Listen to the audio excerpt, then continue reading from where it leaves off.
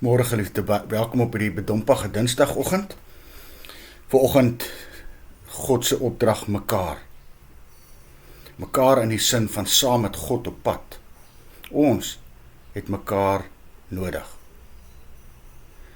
En ons vind dit veral baie sterk as ons vanmôre hierdie teks lees in Prediker 4. 2 is beter as 1.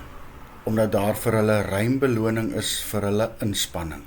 Ja, as hulle val kan die een sy maat ophelp, maar weet die een wat val sonder dat daar 'n tweede is om hom op te help.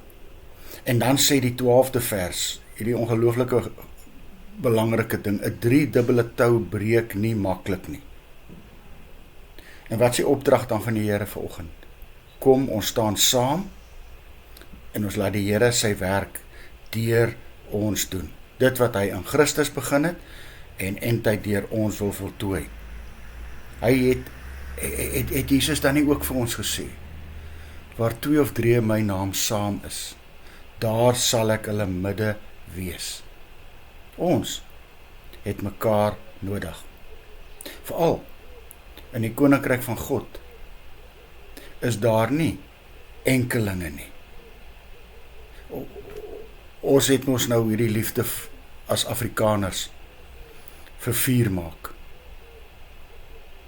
Nou hulle vertel eendag van die predikant wat gekom het by die ou oom. En die oom was baie moeilik, hy kom nie in 'n kerkie. En die oom sit voor sy kaggel. En die dominee sê van oom, hoekom kom jy nie kerk toe? En hy sê, maar ek het nie die kerk nodig nie. En die dominee het niks gesê nie, hy het na die vuur toe gestap. Hy het hierdie groot stuk gloeiende kool met die tang geneem en het hom een kant gesit.